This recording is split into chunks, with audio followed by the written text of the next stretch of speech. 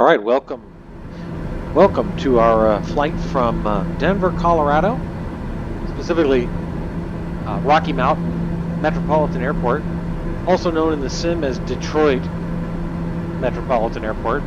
That's a bug I discovered yesterday flying from Madison, Wisconsin to that airport, Rocky Mountain Metro. ATC started referring to it as Detroit Metro, which I found funny. Anyway, we just took off, not just took off, we took off, maybe half an hour ago from Denver, from KBJC Kilo Bravo Juliet Tango, headed south to Taos, New Mexico. Haven't done a flight like this, that is a flight from or into a completely uncontrolled airport, no tower.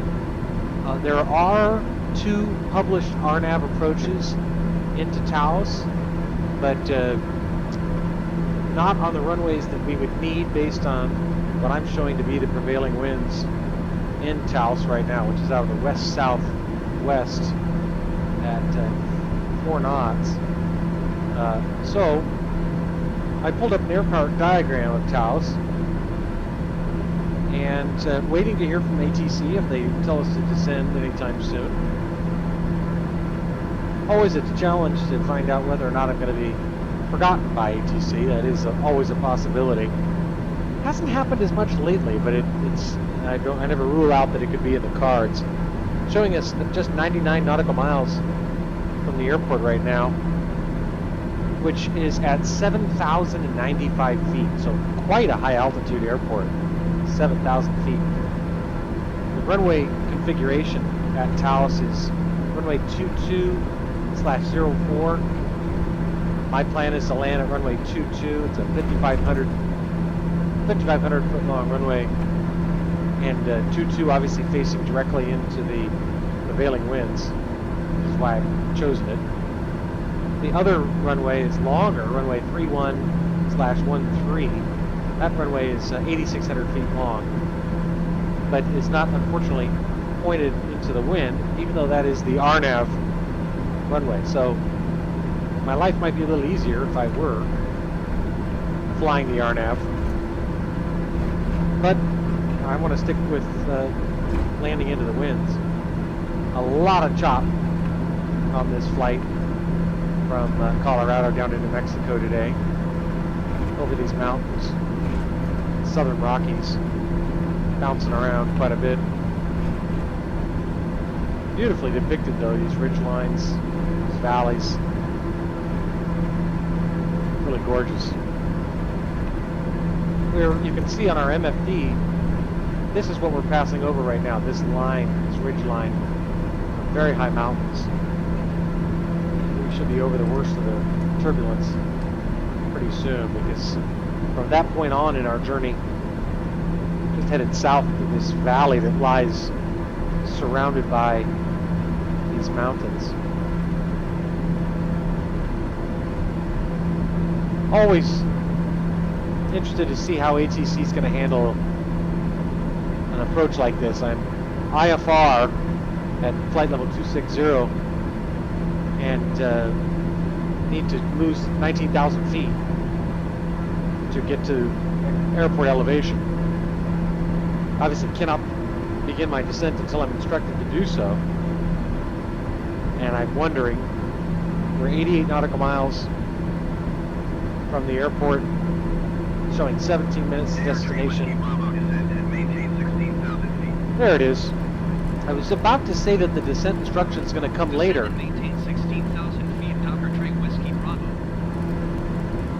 But arguably it should come sooner, because we have to descend to 7,000 feet instead of descending to sea level. I guess the best way to understand or interpret that is that we have a lot less airspace to descend through. Thus, we might expect to hear our descent instructions later than we normally would, if that makes sense. Always a little curious, though, to see how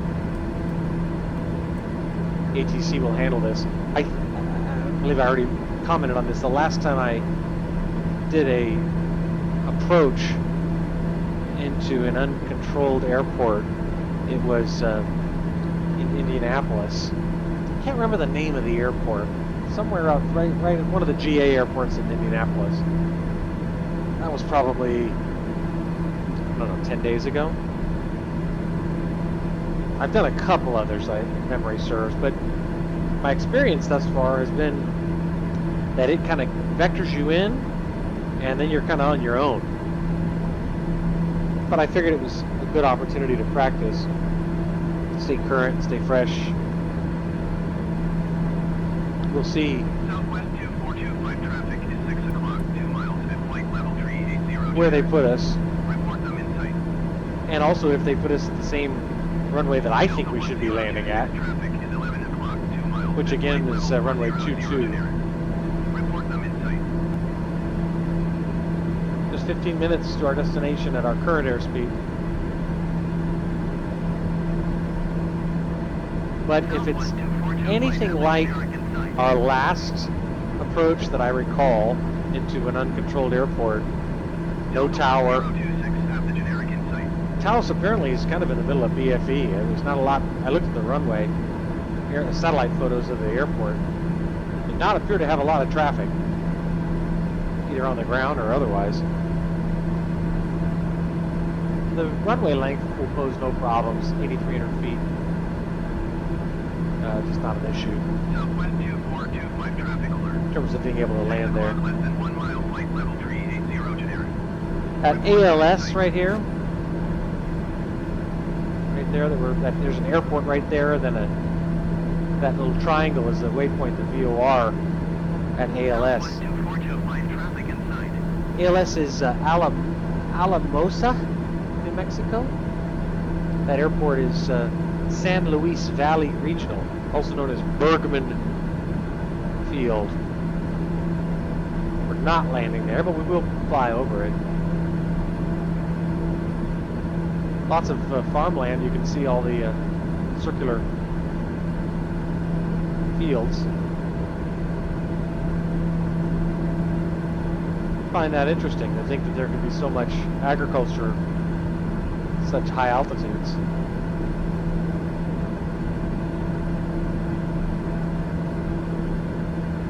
We'll see here momentarily what happens.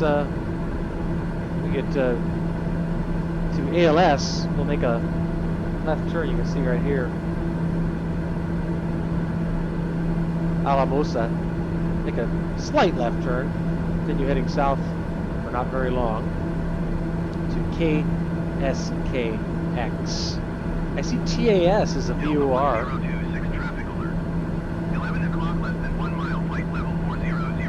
Ooh, traffic alert. That doesn't apply to me. I was thinking I'd pull up that VOR frequency for TAS. Delta 1026, have the traffic. It is 117.6. So let's go ahead and enter that. And not that that's our distance to the airport, but it at least puts us in the vicinity of it. Navcom. Audio radios, nav1, 117.6. Over here, oh, there it is. Nav1 now showing 53 miles.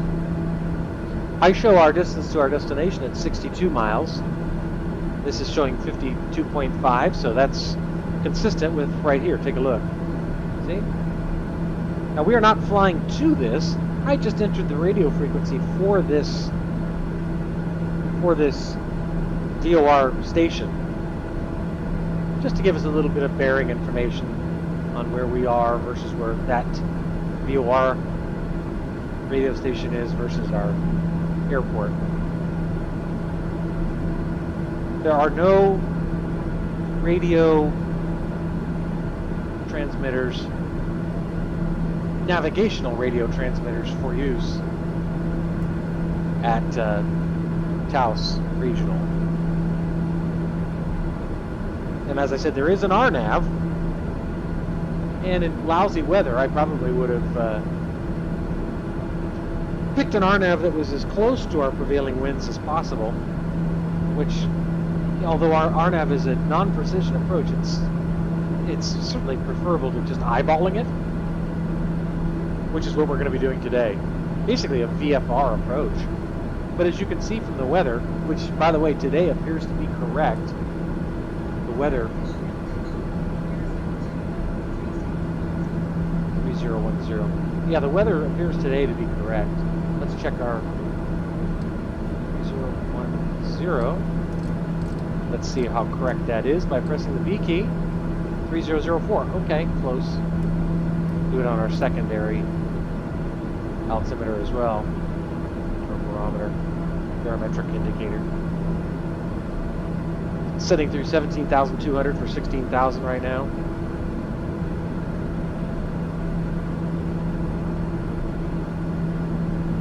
As I was saying, the weather today in northern New Mexico, I mean, this is about as VFR as it gets. Just look around. I mean, there's not a cloud in the sky. Here's be a beautiful day in Taos as well today, with winds out of the west-southwest, not particularly strong winds, 4 knots, and better yet, air temperature 75 degrees, clear skies. So I'm not as particularly concerned about our ability to handle a visual approach. Down to 9,600. There, Whiskey Bravo. Descend and maintain 9,600 feet of Dr. Trey Whiskey Bravo. Continue our descent. 9,600 feet, keep in mind. You may think, wow. Stand by. Descend and maintain 13,000 feet. Expect vectors. Visual runway 22 approach. Ah, 22, what do you know?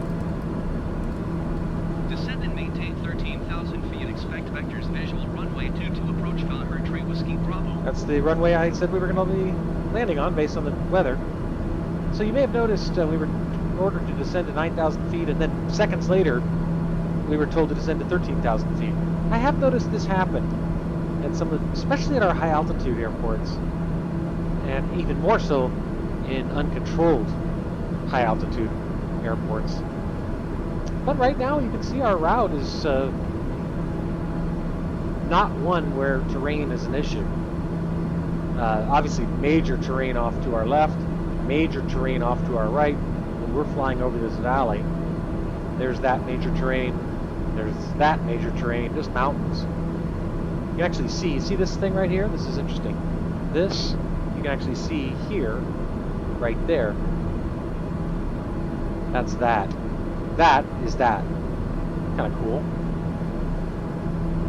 Anyway, descending to 13,000. We'll see what happens when we get to 13,000, which we will. We're at 14,000 now, descending at 1,400 feet per minute, so we'll be there about 37 seconds. 38 seconds. Still showing us 33 nautical miles, not from our airport, but from the VOR station about 8 miles northwest of our airport. And you might ask, why bother? Well, I am always looking to do anything I can to enhance my situational awareness. It's just very easy, I assume in real life as well, to start making assumptions about where you are, how far you are from your destination, and without actually saying, wait, is that really how far I am? Don't guess, don't assume. Now remember, we're at 13,000 feet right now, but the airport's at 7,000 feet, so we're functionally the equivalent of 6,000 feet above ground level.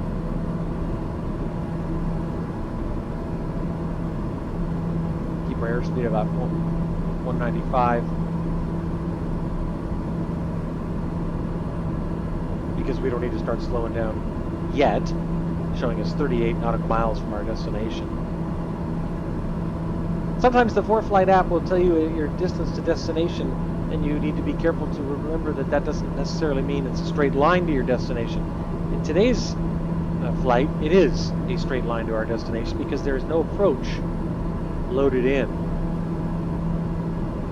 I'll assume that, remember, we're landing on runway 22. which may or may not be visible here. No, there's no runway diagram. Anyway, runway 22 is pointed, this is south, okay? This is west. 180 is pointed right at 6 o'clock, basically on a clock. 270 is at 9 o'clock on a clock. So 220 is 40 degrees off of 180, so about here, meaning our runway is going to be like this. The only thing I'm noticing about that that's significant is that we will not have the luxury of some long final approach because of all this. Does that make sense? So I would expect us to come in like that. Now, it's also possible that we'll overfly the airport, turn left, do a left downwind, left base, left approach, left final approach. But we might get more specific instructions as to whether we do a left downwind or called left traffic or right traffic. Left traffic is where you're downwind, the airport's on the left. Right traffic is where you're doing your downwind, the airport is on the right. We'll see. My default approach is that if they don't tell me one way or the other, I overfly the airport and do it left base, or left downwind, I should say. Left traffic, more specifically. Gosh, that's so cool looking. It's quite an unusual geographic feature right there in the middle of all this flat land. But you can see I'd much rather be doing this approach through this valley than over that stuff. As I expected, the air has calmed down considerably now that we're over those mountains. Showing us just 7 minutes, 29 seconds now to our destination. Presuming we have to do fly a circuit, basically, a left downwind or what have you, we will add to that estimated time en route to our destination a little. Look at this. It's cool. Oh, that's I bet you that must be some kind of a river to raft down. I don't know what it is. I can zoom in here and see if I can get a name on that river. It's called the... Oh! That's the Rio Grande. It's not as large as you may have expected since it's not reached the Texas border yet. But yeah, these are the headwaters of the Rio Grande. Oh, what do you know? I learn something new every day in this game. Some things technical, other things trivial.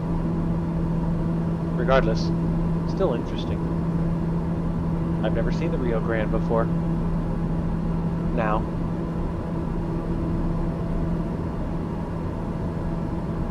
Airport's dead ahead, 24 miles in front of us. We're level at 13,000. I'm still waiting to hear from ATC as to whether we'll be ordered to continue our descent or hand it off to no man's land. I'll have to try to remember to do a good job of announcing my position on a Unicom or CTAF approach.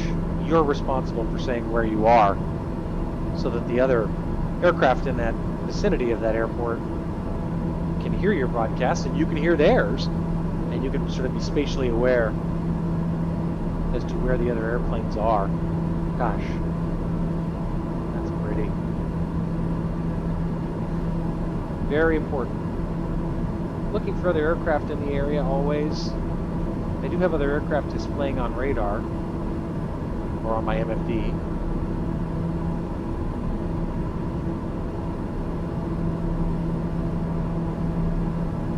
Looking good. Just 5 minutes now until we overfly the airport. Have not received any other descent instructions though from ATC. That's a little unusual.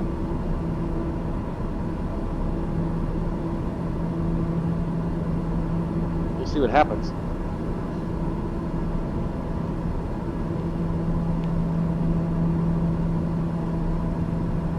Again, whoop.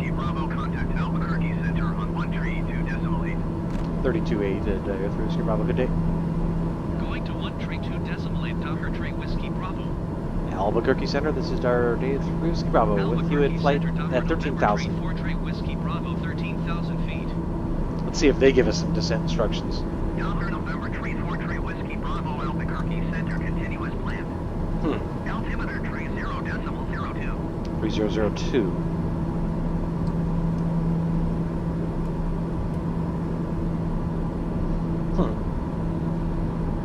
I'm waiting. I was going to say, these are the conditions you want to do this kind of learning in. Obviously, you don't do experimenting in a real plane, but in the sim, that's one of the great things about it, is that you have all the luxury in the world to do just that, and that's learn, learn, learn. Now, I have an emotional investment in this airplane. 3 Whiskey Bravo and I have been all over the place since the middle of August when this sim was released, which is why I'm not trying something like this in a snowstorm. I'm trying something like this in perfect weather.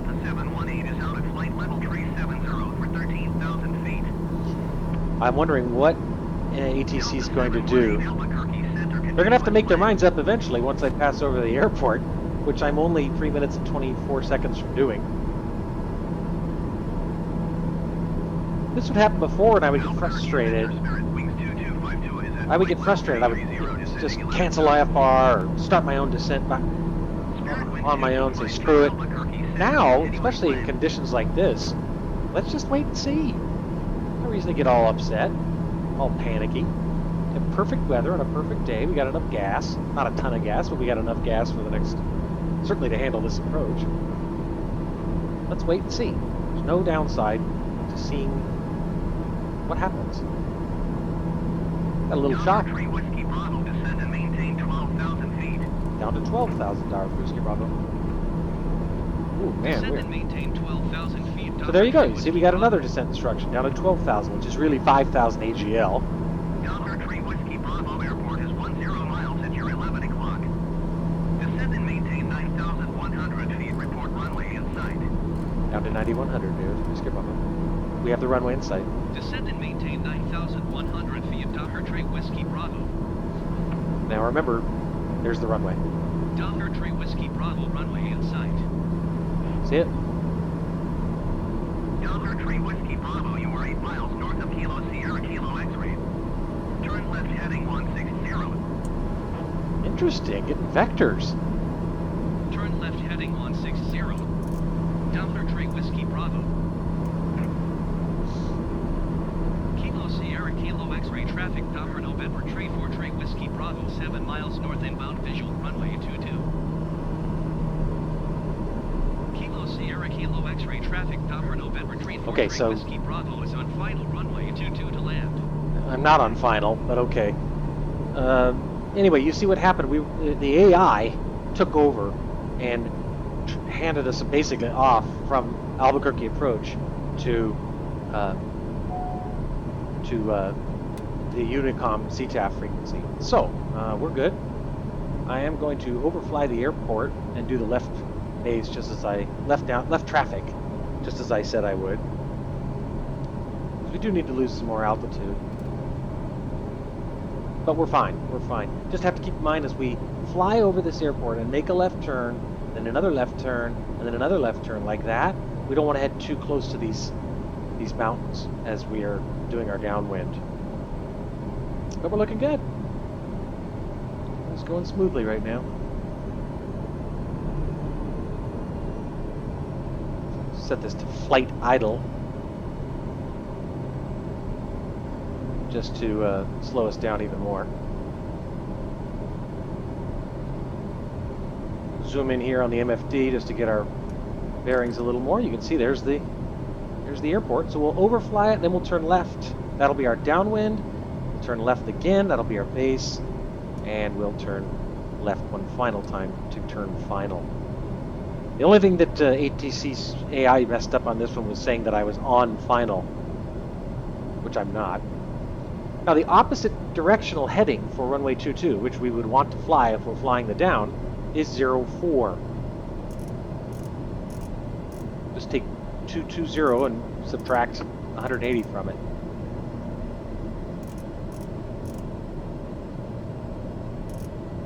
So we're turning left right now for our downwind leg. 040.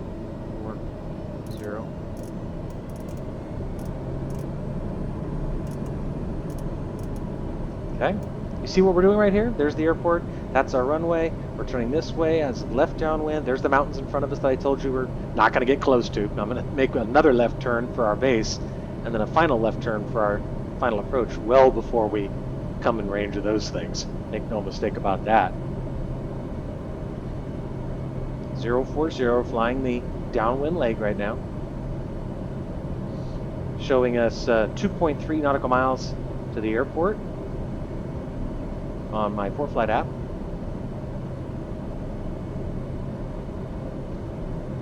Everything's going really well. This is just an excellent example about why and how VFR flight is so much more approachable and less dangerous. Doing something like this in a snowstorm or in poor visibility would be, with this in in the windshield or in the windscreen, obviously much more dangerous. Now 3.5 nautical miles from the airport. We're at 9,100 feet. The airport's at 7,000 feet, meaning we're 2,100 feet above ground level. And actually, according to the radio altimeter, 1,800 feet above ground level. That is decreasing, as you can see, because this is a slope that it's headed up. So even though we're staying steady on our altitude, the ground is getting closer to us. So 5 miles now from the airport. Still looking good. These mountains are looking awfully big, but fear not. If I had a TAWS system on this thing, I'd be hearing a lot of alarms right now. Terrain, warning, pull up. Okay, so now showing us 5.5 nautical miles, 2,000 feet above airport height, airport elevation height. We'll make our left turn now to 90 degrees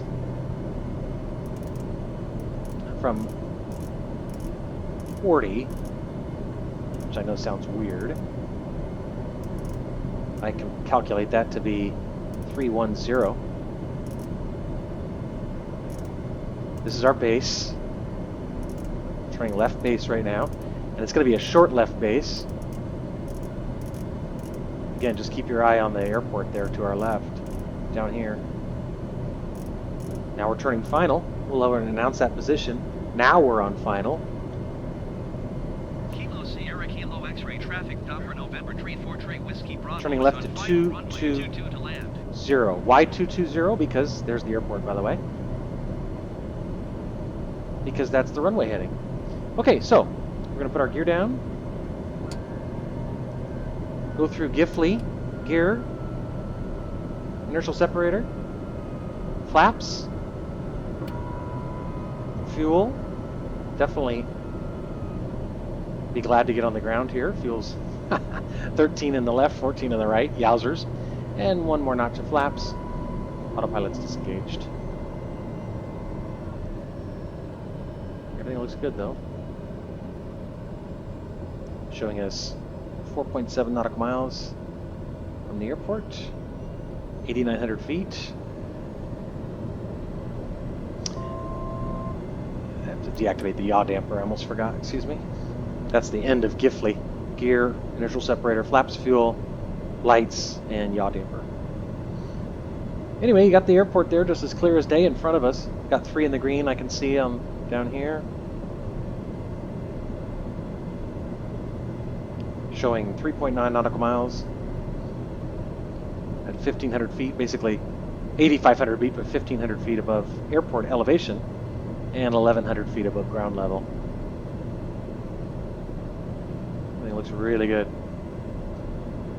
This ended up being a really terrific flight. 2 mile final runway 22.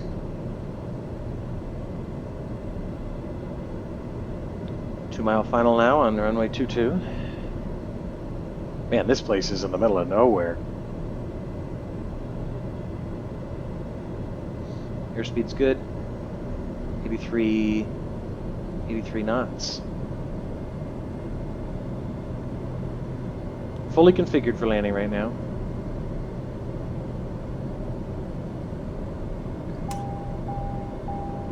Whoops. Sorry, I pushed the button to trim a little bit and I accidentally activated the parking brake. That alarm will wake you up. 500 AGL. No Oh yeah, there is a poppy. There it is. I see it. See? White, white, white, red. Again, precision approach path indicator. Really instrumental, especially on airports like this, where they're in the middle of nowhere and you don't have any glide slope information coming into your instruments. Poppies there can be really helpful in making sure you're established on the right glide slope. You want 2 whites on the left and 2 reds on the right, and that would tell you that you're on a 3% glide slope. Everything's looking really good. There it is, 2 and 2. Well, there's some planes here parking off to the right, as you can see. Aim for those 1,000-foot markers, those 2 white marks on either side. Idle.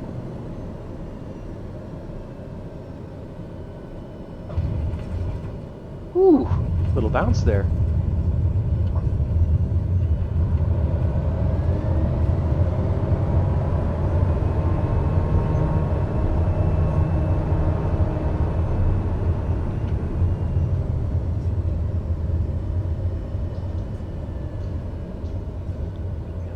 Feet had to do some dancing there.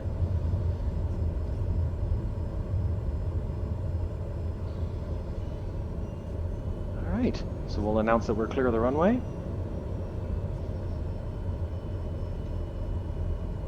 Kilo Sierra Kilo X-ray traffic Docker November Tree 4 Tree Whiskey Bravo. Bring in our flaps. Runway.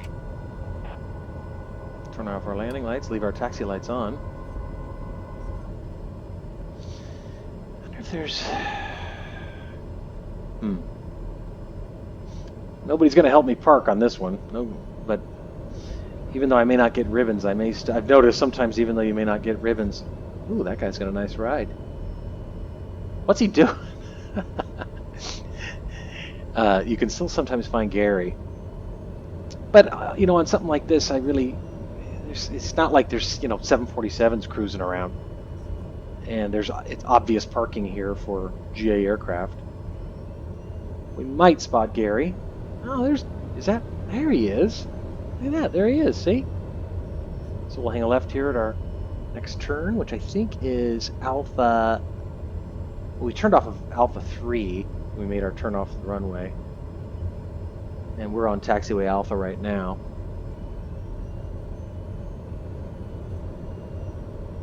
It was looking really good.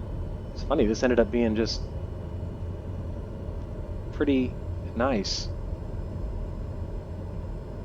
This guy better stay out of my way. Good, he's stopping. Okay. All right. There's Gary.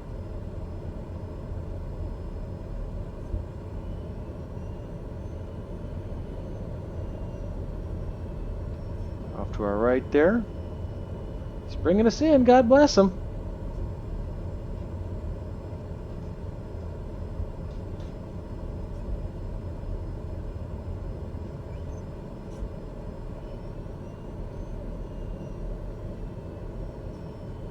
Don't want to kill the poor bastard.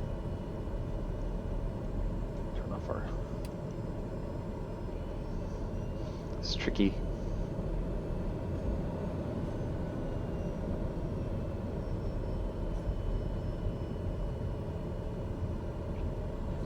No, he's not gonna...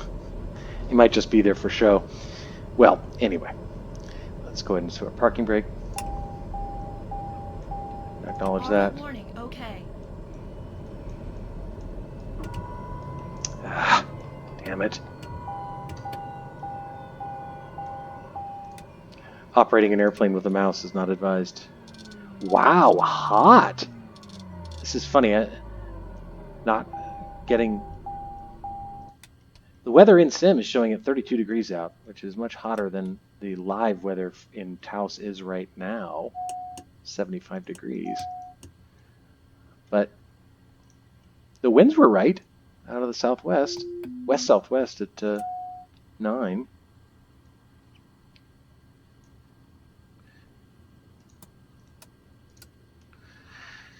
Okay, well, here we are on the ground in Taos.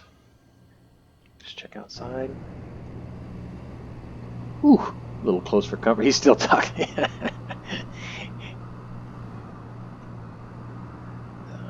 it's yeah, you see the windsock? Not much wind, but still there was some. So we're on the ground in Taos, New Mexico. Off to go explore. And from here on, I don't know yet. I think I still want to head west, head home. It's been a long time since I took off from John Wayne on this long flight. I think I went to John Wayne. Last I was in John Wayne was when I got back from Cabo. And then we've set out long ago. Week or 10 days, 2 weeks, something like, I don't even know anymore. Anyway, that's it. Safe on the ground in Taos, New Mexico. Have a good one.